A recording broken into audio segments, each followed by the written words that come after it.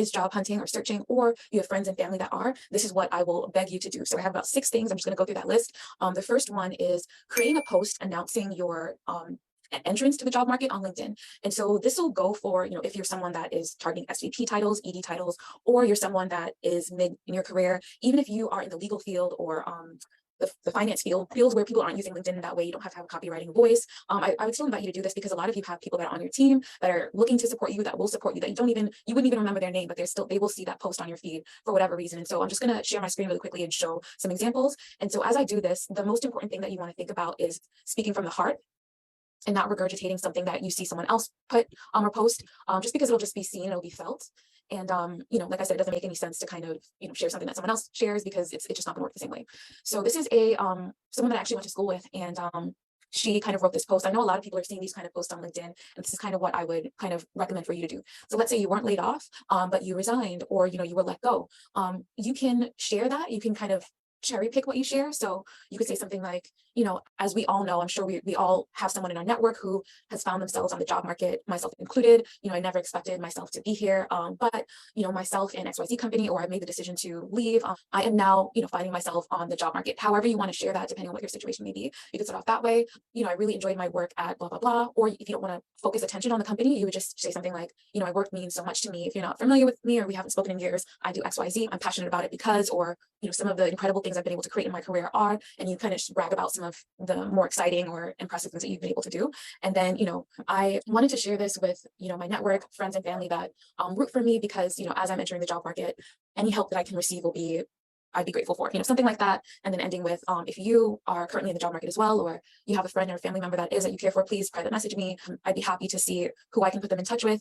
And, this post is kind of a request to do the same for me. So you guys are better at talking than I am. You're better at writing than I am probably. So writing something like that and posting it, no matter the time of day, don't worry about when you're posting it or not, will be helpful. And like I said, this person got 200 plus, she got 7 comments, 1 repost. I think I reposted this. And so that is something I would recommend that you do.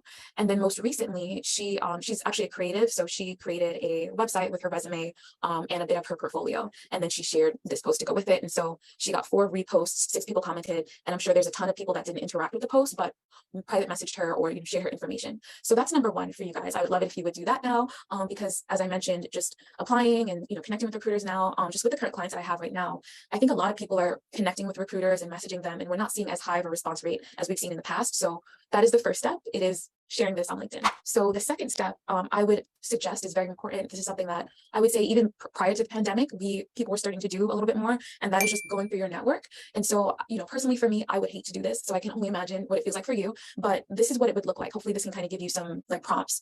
So, people that you went to high school with, that you went to church with, even just going through your connections on LinkedIn and seeing, oh, I haven't connected with this person in a while. I've worked with them in the past and it was a good relationship. Maybe seeing if you can get the list to, 30 people to start with, and maybe giving yourself 6 people to connect with in a week, or 3 people, whatever you can do that it still feels good. It doesn't feel as if you're rushing to write things and you're not really taking the time. So whatever number that would be, anywhere between 3 to 6 people a week.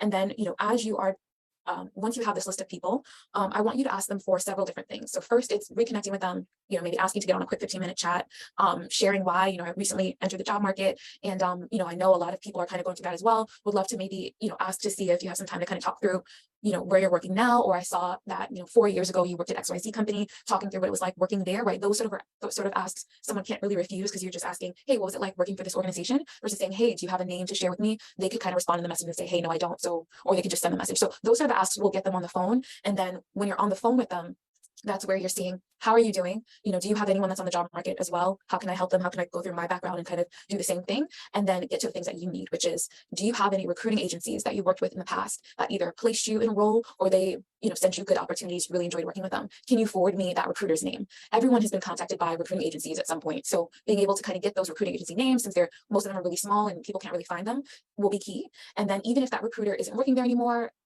people know that recruiters kind of job hop a lot. So even if that person isn't working there anymore, being able to get the name and then connecting with other recruiters on LinkedIn will be helpful. So if they give you the name of the recruiting agency, don't go to the company website and submit your resume. Most of the time, the quickest way to kind of get conversations going with recruiting agency recruiters will be through LinkedIn. So connecting with maybe 10 of those 10 recruiters at that agency. So that's the first thing, any recruiting agencies. The second would be any HR people. So going through their resume and seeing, oh, I saw that they worked at BuzzFeed 7 years ago. Do you remember the HR there that you worked with, or who the HR was there? Just seeing if they can remember the name, even if they don't connect you directly, maybe, send your profile to that person or create an email introducing you, even if they can remember the name, like, oh yeah, there was, I think Kimberly kind of ran the recruiting when I worked there. Being able to get the name, finding that person on LinkedIn and sending a message, say, hey, XYZ put me in touch with you. This is what I do for a living. This is the results I've been able to create. I currently find myself in the job market. Would love to see if there are any open positions I can apply to, or even going to the company website, seeing if there's any, and being able to push that that job title with the number associated with it to that person will be helpful as well. And usually people respond when it's like a friend of a friend reaching out. It would be rude to not say, hey, I don't have anything right now, but I'll let you know if I do. So that would be the second thing I would ask for. And then the third thing would be, do you have any friends that are founders, or do you have any friends that seem to be happy where they're working right now? And that, I can kind of connect with to see if they could give me any advice on how to get a role at their company. So like I said, maybe they have friends at JP Morgan Chase, or they have friends at a startup, or, companies were like, yeah, my best friends right now, they're all pretty happily employed. I'm happy to introduce you to them to see if they, have open positions at their company, or they know who the HR recruiter is at their company, and they can kind of put you in touch with that person. So those are the asks that I was able to kind of come up with now that you can kind of ask your network. And then after you have the conversation with them, if they're like anything was left up in the air, yeah, I don't remember the name, but let me remember it and then I'll email you. Always follow up that conversation with an email or a text message or a message on LinkedIn, ideally the place that they would actually check first, kind of summarizing the asks that you're asking from them, and then reiterating, if there's anyone in your network that's looking for work right now, please give them my name, my number. I'm happy to put them in touch with folks that I worked with in the past, old companies. I'm really happy to help as well. So they can kind of remember what they need to do. And then you're also kind of sharing that you'll be a resource to them as well. The third is to release expectation. And I say this because you guys don't do this for a living, I do. And it's just such an unpredictable market right now, where the things that were working like really well, before all of these layoffs happened, aren't anymore. People are, messaging recruiters. Recruiters aren't responding to clients that I know have an amazing background. And when I was a recruiter, I would respond to, because they're getting so many messages a day. If you're someone that has a contract that's getting ready to close in a few days, or if you're someone that recently resigned and you're not working and your finances will only take you so far, I get the pressure to kind of move fast and, stay in bed at night, kind of crying yourself to sleep, or just really kind of worrying. But I invite you to, number one, decide to release the expectation, because you're not the only one on the job market right now that doesn't know what's going to happen to them. And there's more people that not are in the same bucket as you, and you're doing the best that you can, right? You're not like sleeping all day, putting your head under the covers. No, you're scheduling calls with people, you're applying to roles, you're trying to see how you can adjust your resume. So just know that all of these little steps will take you in the right direction. And if that means that you have a stricter budget right now, so that if you are in the market for longer than 3 months, you can do that. So that would be number three, just kind of release expectation, because everyone's doing everything that they can. And what's likely going to happen is that the role that you end up accepting isn't going to come from the place it normally would, or a place you can expect it to, since a lot of your strategy is going to be based on your network, versus before it would just be based on applying and contacting the right person at the company to kind of move your resume forward. Number four would be to choose joy. So I'm sorry if this sounds stupid and you're just like, Stephanie, like this is not helping me, but it is going to be important for you to choose joy, because even before all this happened, whenever I had clients that were kind of stuck in the worry phase, trying everything and nothing's working, and they weren't feeling very good, we found that kind of compounded the negative responses from just the messages that they were sending, etc. So being able to kind of honor that feeling, you feel that dread rise up and you ask yourself, what am I feeling right now? Why? And then addressing it. Oh, I feel like this because I haven't, gotten any hits on my resume, and I have to pay my rent soon. I only have about a 3-month runway or 2-month runway. Okay, can I change that in this moment? No. So instead, maybe I'm going to take a deep breath and ask myself, what can I do? And then taking that step. And then sometimes that step will be go to sleep. Sometimes that step will be take a bubble bath, or, make a meal, or call someone, and just taking that step, whatever it will be. And then just like putting one feet in front of the other and kind of moving with it. Another thing that sometimes helps is that getting outside of your own, not necessarily pity party, because you have every reason to be afraid right now, but getting outside of your own sort of issue and saying, okay, maybe I can check in on XYZ. I haven't heard from XYZ in a while. Being able to help other friends or other people, or just being a resource where you're kind of helping, can snap you out of it and sort of help move the energy as well. So that's number five. The last strong suggestion that I hope you do is edit your resume per role. So in the past, for us, we really focus on branding you for 1 or 2 positions in your resume and on your LinkedIn. And with my clients, we would have maybe 2 resumes max that they'd be using. Now, it's more important for you to take a step back from applying to 10 roles a week and maybe just having it be 3, 4, or 5 roles a week, and editing your resume, tailoring it for that role when it comes to your headline space, when it comes to the order of your bullet points, when it comes to what your title is. All of those things are going to be more impactful than applying to a ton of roles that 3,000, 10,000 other people are already applying to right now.